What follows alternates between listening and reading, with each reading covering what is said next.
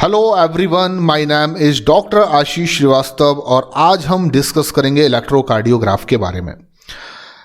Electrocardiograph को हम ECG भी कहते हैं और प्रीवियस ईयर एग्जामिनेशन में इस टॉपिक से बहुत सारे क्वेश्चंस आ चुके हैं। आने वाले समय में भी यहाँ से क्वेश्चंस आएंगे, इसकी पूरी गारंटी है। तो इस टॉपिक को आपको अगर अच्छे से समझना है तो इस लेक्चर को आपको लास्ट तक देखना है, वो भी बिना स्किप किए। और अगर आपको कोई डाउट होता है, कोई कंफ्यूजन है, तो वो कमेंट बॉक्स पर लिखकर आप मुझे ज़रूर बताएं। ईसीजी के बारे में ज़्यादा कुछ जानने से पहले मैं आपसे कुछ जनरल सी चीज़ें डिस्कस करना चाहता हूँ। हम सभी ने अपनी लाइफ में या फिर किसी टेलीविज़न शो में, रियल लाइफ में या फिर किसी टेलीविज़न शो में या किसी फिल्म में एक ऐसा हॉस्पिटल सीन ज़रूर देखा होगा जिसमें पेशेंट को लिटा दिया जाता है, उसकी बॉडी से कुछ इलेक्ट्रिक वायर्स को, इलेक्ट्रिक कॉर्ड को अटैच कर दिया जाता है, कुछ इलेक्ट्रिक लीड होती हैं जिनको बॉडी से अटैच कर देते हैं, जैसा कि आप इमेज में देख रहे हैं। और वो इलेक्ट्रिक लीड जो हैं वो फर्दर कनेक्टेड होती हैं एक मॉनिटर मशीन से। ये मॉनिटर मशीन क्या करती है कि वोल्टेज ट्रेसेस को शो करती है और कुछ साउंड प्रोड्यूस करती है। तो आप बिल्कुल सही समझ रहे हैं, ये जो मशीन है उसको ही आप इलेक्ट्रोकार्डियोग्राफ कहते हैं। और इस मशीन से जो ग्राफिकल डेटा जनरेट किया जाता है, इससे जो ग्राफिकल डेटा हम ऑब्टेन करते हैं उसको हम इलेक्ट्रोकार्डियोग्राम कहते हैं। और ये पूरी की पूरी टेक्निक जो है उसको आप इलेक्ट्रोकार्डियोग्राफी कहते हैं। तो आपको कभी भी कंफ्यूज नहीं होना है। इलेक्ट्रोकार्डियोग्राफ जो है वो मशीन है जिससे हम कार्डियक साइकिल के दौरान अपने हार्ट की इलेक्ट्रिकल एक्टिविटी को ग्राफिकली रिप्रेजेंट कर सकते हैं। तो ग्राफिकली जो डेटा आपको ऑब्टेन होता है फ्रॉम दिस मशीन वो इलेक्ट्रोकार्डियोग्राम है और ये टेक्निक इलेक्ट्रोकार्डियोग्राफी है। इतना सब कुछ जानने के बाद अब हम सीधी बात करेंगे, लेकिन इलेक्ट्रोकार्डियोग्राफ एक ऐसी टेक्निक है जिसको समझना अगर आप चाहते हैं तो आपको ये पता होना बहुत ज़रूरी है कि हमारा जो एसए नोड है वो एक्शन पोटेंशियल को कैसे जनरेट करता है। देखिए, प्रीवियस लेक्चर्स में मैंने आपको कई बार ये लाइन बताई है कि एसए नोड हमारा जो है वो हमारे हार्ट का पेस मेकर है और ये एक्शन पोटेंशियल को जनरेट कर सकता है। लेकिन ये मैंने आपको अभी तक नहीं बताया और ना आपने पूछा है कि एसए नोड जो है वो एक्शन पोटेंशियल को कैसे जनरेट करता है। आप हमेशा याद रखिए कि एसए नोड जब डीपोलराइज होता है तो इसके डीपोलराइजेशन से ही एक्शन पोटेंशियल या इलेक्ट्रिक इंपल्स जो है वो जनरेट होती है। यानी कि अगर एसए नोड पोलराइज्ड स्टेज में है तो इसे हम रेस्टिंग फेज मानेंगे, और जब ऐसे नोड में डीपोलराइजेशन होगा, जिसे हम एक्साइटिंग फेज भी कह सकते हैं, तो इसके डीपोलराइज्ड होने की वजह से ही एक्शन पोटेंशियल या इलेक्ट्रिक इंपल्स जो है वो जनरेट होती है। एसए नोड के पास ये स्पॉन्टेनियस एबिलिटी है कि वो डीपोलराइज हो सकता है और वो एक्शन पोटेंशियल को जनरेट कर सकता है विदाउट एनी एक्सटर्नल स्टिमुलाई, जैसा कि हमने कार्डियक साइकिल में भी पढ़ा है। तो आपका एसए नोड जब डीपोलराइज होगा और एक्शन पोटेंशियल इससे जनरेट होगा तो उसके बाद वो अगेन अपने आप को पोलराइज भी करेगा। यानी कि डीपोलराइजेशन से अगर रीपोलराइजेशन हो रहा है तो उसे आप क्या नाम देते हैं? डीपोलराइजेशन से अगर पोलराइजेशन हो रहा है तो उसे आप नाम देते हैं रीपोलराइजेशन। क्लियर? तो ऐसे नोड पोलराइज्ड है मतलब वो रेस्टिंग फेज में है। जब वो डीपोलराइज होगा तो वो एक्साइटिंग फेज में आएगा और वो जनरेट करेगा इलेक्ट्रिक इंपल्स को या एक्शन पोटेंशियल को, एंड उसके बाद वो डीपोलराइज से अगेन जाएगा पोलराइज्ड स्टेज में, जिसको आप टर्म देते हैं रीपोलराइजेशन। अभी तक की मेरी बातें सुनने के बाद अब आपके दिमाग में एक ही कंफ्यूजन चल रहा होगा, वो ये कि आप मुझे बताने वाले थे कि ऐसे नोड एक्शन पोटेंशियल को कैसे जनरेट करता है। लेकिन जब ये समझने बैठे हम तो हमें दो नई चीजें मालूम करने की जरूरत पड़ रही है कि पोलराइजेशन ऑफ ऐसे नोड क्या है और डीपोलराइजेशन ऑफ ऐसे नोड क्या है। तो बिल्कुल मैं आपको सबसे पहले ये बता देता हूं कि पोलराइजेशन ऑफ एसए नोड क्या होता है। हम सभी जानते हैं कि हमारा जो एसए नोड है वो एक स्पेशल कार्डियक मसल है और इस स्पेशल कार्डियक मसल की जो मेम्ब्रेन है उसके आउटसाइड और इनसाइड, फॉर एग्जांपल मैं आपको डायग्राम से बताता हूं। मान लीजिए ये एसए नोड की मसल मेम्ब्रेन है और इसके आउटसाइड और इनसाइड यानी इस मेम्ब्रेन के बाहर और इस मेम्ब्रेन के अंदर अगर अपोजिट चार्ज प्रेजेंट है, यानी कि मेम्ब्रेन के बाहर पॉजिटिव चार्ज है, मेम्ब्रेन के अंदर अगर नेगेटिव चार्ज है, तो opposite charge on opposite side of the muscle membrane, इस फेज को, इस स्टेज को आप क्या कहेंगे? Polarisation of S A node. तो आपका ऐसे नोड रेस्टिंग फेज में होगा या पोलराइज्ड होगा तब जब उसकी मसल मेम्ब्रेन के बाहर और मसल मेम्ब्रेन के अंदर अपोजिट चार्ज प्रेजेंट होंगे। क्लियर? अब ऐसे नोड जब डीपोलराइज होगा तो क्या चेंजेस आएंगे? तो बहुत सिंपल है, जब आपका ऐसे नोड डीपोलराइज होगा तो आप देखेंगे कि मसल मेम्ब्रेन में कोई चैनल ओपन हो जाएगा। फॉर एग्जांपल आप देख सकते हैं यहां पर ब्लैक कलर से मैं बताऊंगा आपको, ये यहां पर मसल मेम्ब्रेन में एक चैनल ओपन हो रहा है और इस चैनल के ओपन होने की वजह से आउटसाइड पर जो पॉजिटिव चार्ज थे वो इनसाइड पर चले जाएंगे और कुछ इनसाइड पर जो नेगेटिव चार्ज थे वो आउटसाइड पर चले जाएंगे, यानी कि कुछ नंबर ऑफ चार्ज जो हैं वो एक्सचेंज हो जाएंगे, outside to inside and inside to outside. इसका मतलब ये हुआ कि ऐसे नोड की मसल मेम्ब्रेन के आउटसाइड पर पहले 10 पॉजिटिव चार्ज थे। फॉर एग्जांपल पहले 10 पॉजिटिव चार्ज थे, लेकिन अब आप देख रहे हैं इसके पास 9 पॉजिटिव चार्ज हैं और 1 नेगेटिव चार्ज, यानी 10 पॉजिटिव और 1 नेगेटिव चार्ज हो गया। और अगर मैं मेम्ब्रेन के इनसाइड बात करूं तो पहले 10 नेगेटिव चार्ज थे, लेकिन अब 9 नेगेटिव चार्ज बचे हुए हैं और एक आ गया पॉजिटिव चार्ज, जैसा कि आपको डायग्राम में बिल्कुल साफ साफ दिख रहा है। तो आप कह सकते हैं कि एस ए नोड की मसल मेम्ब्रेन के आउटसाइड और इनसाइड जब पोलराइजेशन रिड्यूस होगा, देखिए चार्ज एक्सचेंज होने से क्या हुआ? पोलराइजेशन जो है वो रिड्यूस हो गया। तो बिल्कुल सिंपल सी चीज है, पोलराइजेशन अगर रिड्यूस होगा तो आप उस स्टेज को कहेंगे डीपोलराइजेशन। क्लियर हो गया बिल्कुल मामला। तो डीपोलराइजेशन ऑफ ऐसे नोड में क्या होगा? जो मसल मेम्ब्रेन ऑफ ऐसे नोड होगी उसके आउटसाइड और इनसाइड जो पोलराइजेशन है वो रिड्यूस हो जाएगा और उसे आप बोलेंगे डीपोलराइजेशन। जब भी डीपोलराइजेशन होगा ऐसे नोड में वो एक्शन पोटेंशियल को या इलेक्ट्रिक इंपल्स को जनरेट करेगा। क्लियर? अब मैं आपको यह बताना चाहता हूं कि जब भी एस ए नोड एक बार अपने आप को डीपोलराइज करता है, जैसे कि वो स्पॉन्टेनियसली डीपोलराइज हो रहा है, तो एक बार जब अपने आप को ये डीपोलराइज करेगा तो एक एक्शन पोटेंशियल जनरेट होगा जो एक कार्डियक साइकिल को कंडक्ट करेगा। उसके बाद ऐसे नोड क्या करेगा? अपने आप को अगेन डीपोलराइज से पोलराइज्ड स्टेज में वापस लेकर आएगा और इसको आप कहेंगे रीपोलराइजेशन। क्लियर हो गया? तो डीपोलराइजेशन, रीपोलराइजेशन और पोलराइजेशन, ये तीनों चीजें आपको बिल्कुल क्लियर है। अब मैं आपको बताना चाहता हूं कि ईसीजी जो है वो क्या है। एनसीईआरटी के अकॉर्डिंगली ईसीजी की एक बहुत सिंपल सी डेफिनेशन लिखी हुई है, पर वो बड़ी कॉम्प्लिकेटेड भी है। वो डेफिनेशन है ये कि कार्डियक साइकिल के दौरान आपके हार्ट की इलेक्ट्रिकल एक्टिविटी को ग्राफिकली रिप्रेजेंट करना ईसीजी है, यानी कि ECG is the graphical representation of electrical activity of heart during the cardiac cycle. लेकिन इस डेफिनेशन को सुनने के बाद मुझे नहीं लगता कि आपको समझ में आया होगा कि लिटरली ईसीजी है क्या। तो मैं आपको सिंपल तरीके से समझाता हूं। हम सभी जानते हैं कि हमारे हार्ट का जो पेसमेकर है वो हमारा एस ए नोड है और हमारे ऐसे नोड में स्पॉन्टेनियस डीपोलराइज्ड होने की एबिलिटी है।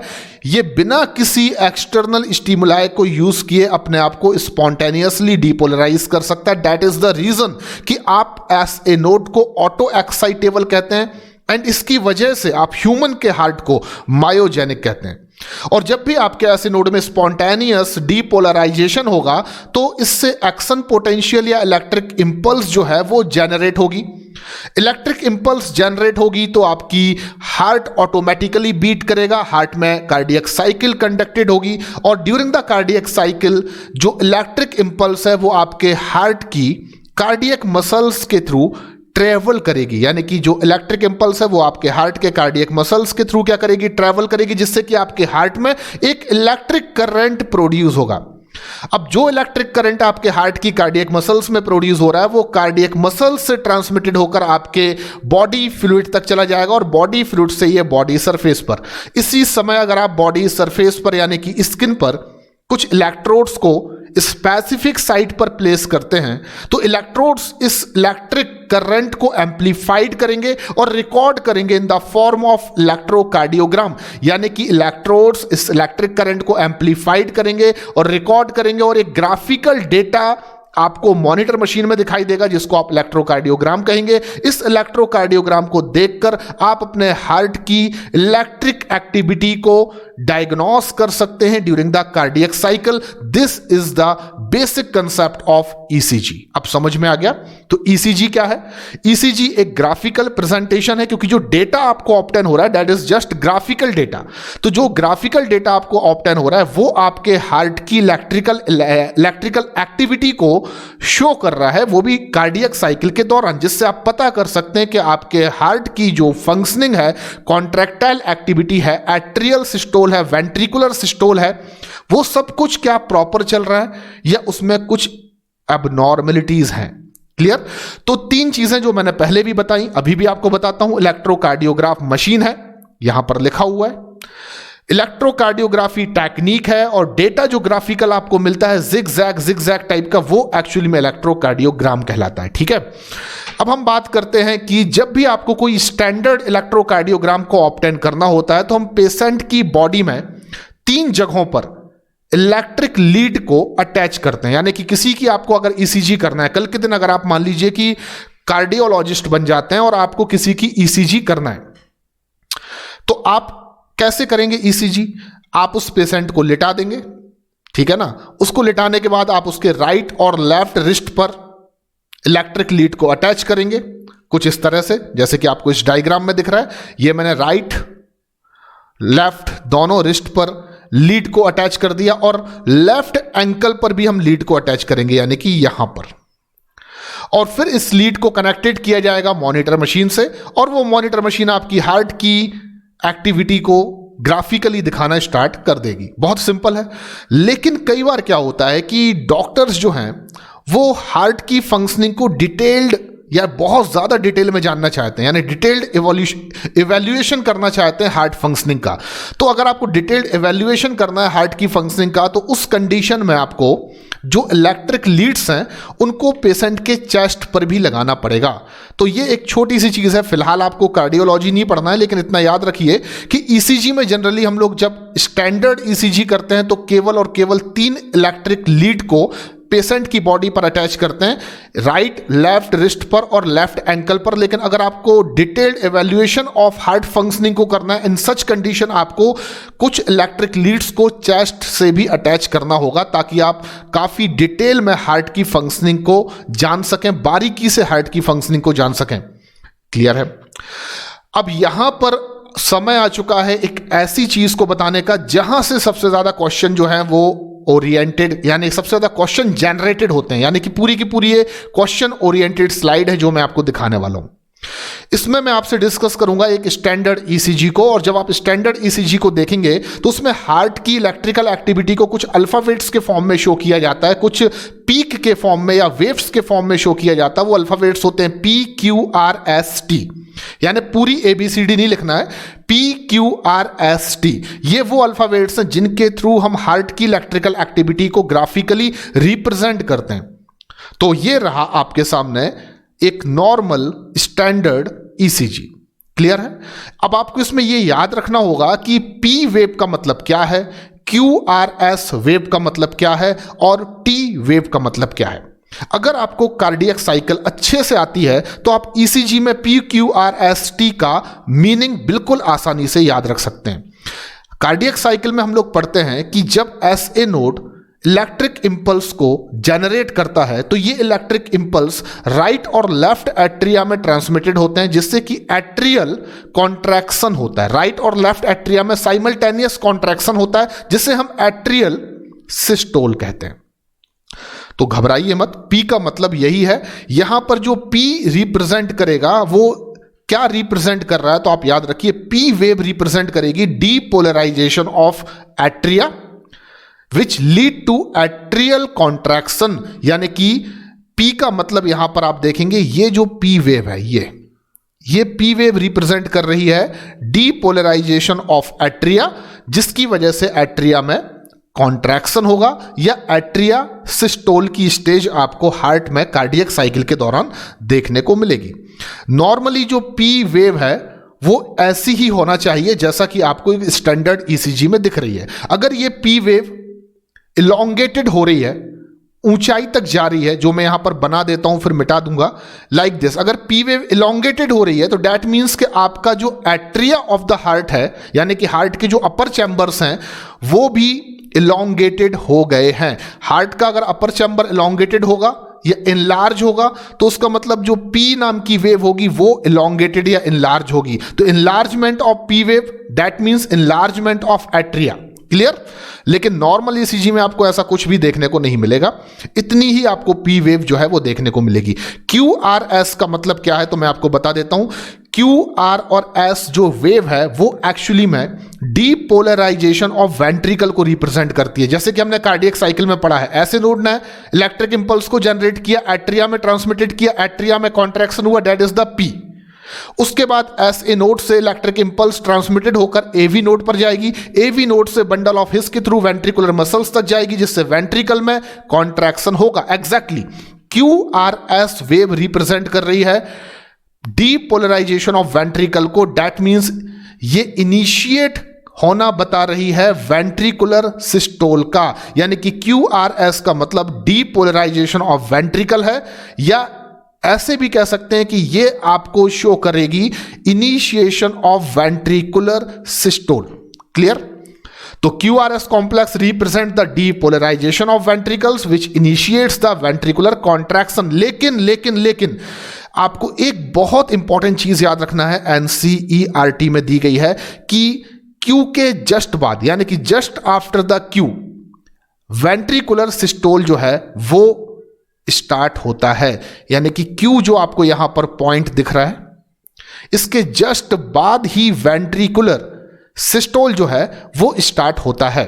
The contraction start shortly after Q and mark the beginning of the systole. यानी कि जस्ट आफ्टर द Q जो है वो रिप्रेजेंट करेगा कि बिगिनिंग ऑफ वेंट्रिकुलर सिस्टोल, यानी कि वेंट्रिकल कॉन्ट्रैक्शन जो है वो स्टार्ट हो रहा है। यानी this is the beginning of ventricular systole, जिस दौरान ट्राइकस्पिड और बाइकस्पिड वॉल्व क्लोज होंगे और आपको एक प्रोमिनेंट साउंड भी स्टेथोस्कोप में सुनाई देगा ड्यूरिंग दिस पीरियड, यानी कि लब लब लब। ओके, तो लब जो साउंड है वो आपको यहीं पर सुनाई देता है। एंड उसके बाद आपको याद रखना है टी वेव क्या रिप्रेजेंट कर रही है। तो टी वेव जो है वो रिप्रेजेंट करती है रीपोलराइजेशन ऑफ वेंट्रिकल। देखिए शब्दों पर ध्यान दीजिए, रीपोलराइजेशन ऑफ वेंट्रिकल, यानी कि वेंट्रिकल जो है वो रिटर्न होकर पोलराइज्ड डीपोलराइज्ड स्टेज से किस में जाएगी, पोलराइज्ड स्टेज में, यानी कि एक्साइटिंग फेज से वो कहां जाएगी, रेस्टिंग फेज में। तो टी वेव का मतलब है रीपोलराइजेशन ऑफ वेंट्रिकल। इसका मतलब यह हुआ कि the end point of the T, this is the end point of the T. इस पर हम ये कह सकते हैं कि वेंट्रिकुलर सिस्टोल जो है वो पूरी तरह से खत्म हो रहा है। The end point of the T that means the end of ventricular systole और the beginning of ventricular diastole. तो end point of the T represent करता है कि वेंट्रिकुलर सिस्टोल पूरी तरह से क्या हो चुका है, खत्म हो चुका है। अब कार्डियक साइकिल में हम सभी जानते हैं कि एट्रियल कॉन्ट्रैक्शन जो है वो केवल 0.1 सेकंड के लिए होता है। एट्रियल कॉन्ट्रैक्शन केवल 0.1 सेकंड के लिए होता है, जबकि वेंट्रिकुलर कॉन्ट्रैक्शन जो है वो 0.3 सेकंड के लिए होता है। तो आप कह सकते हैं कि ventricular contraction started from just after the Q and इसका एंड पॉइंट क्या है, and point of the T। ये पूरा ड्यूरेशन क्या होगा, 0.3 सेकंड, एक नॉर्मल स्टैंडर्ड ECG में। क्लियर है बच्चों? तो कभी आपको ये चीजें नहीं भूलना है। अब और कुछ सामान्य ज्ञान की चीजें आपसे डिस्कस कर लेता हूं। जब भी एक डॉक्टर किसी की ECG करता है तो वो हार्ट की कार्डियक एक्टिविटी के साथ साथ अगर चाहे तो एक यूनिट टाइम में कितने QRS कॉम्प्लेक्स आ रहे हैं, फॉर एग्जांपल देखिए आप,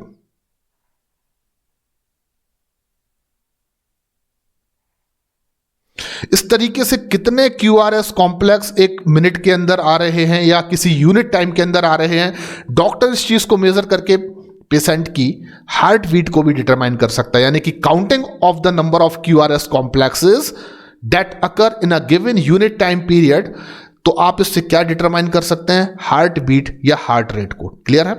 एक नॉर्मल इंसान में QRS कॉम्प्लेक्स जो हैं वो आपको 1 मिनट के अंदर 72 देखने को मिलेंगे, इसलिए 72 हार्ट बीट भी होती है। लेकिन अगर QRS कॉम्प्लेक्स ज़्यादा या कम हो रहे हैं तो ये इंडिकेट करेंगे कि पेशेंट की हार्ट बीट भी ज़्यादा या कम चल रही है। अगर आप बहुत सारे लोगों का इलेक्ट्रोकार्डियोग्राम ऑब्टेन करते हैं, यानी कि मैं अपना, आपका, आपके क्लासमेट्स का, हमारे आसपास 15, 20, 50 लोगों को पकड़कर हम सबकी ECG अगर कर दें और वो सब लोग नॉर्मल हैं, तो आपको जो डेटा ऑब्टेन होगा, जो इलेक्ट्रोकार्डियोग्राम ऑब्टेन होगा, वो रफली सभी का सेम शेप का होगा। यानी कि हम सबका इलेक्ट्रोकार्डियोग्राम का शेप जो है, स्टैंडर्ड इलेक्ट्रोकार्डियोग्राम का शेप जो है वो देखा जाए तो सबका एक सा होता है, रफली एक सा होता है। अगर हम सब नॉर्मल हैं, हमारा हार्ट बिल्कुल नॉर्मल फंक्शन कर रहा है, लेकिन अगर किसी के ECG में आपको बहुत ज्यादा ग्रेट डेविएशन देखने को मिल रहा है, ग्रेट डेविएशन का मतलब मैं आपको ऐसे समझा सकता हूं कि किसी के ECG डेटा में आपको देखने को मिल रहा है कि जो P वेव है वो एनलार्ज हो रही है, या S और T जो है, S और T अभी मैंने आपको बताया था, जैसे कि ये P है,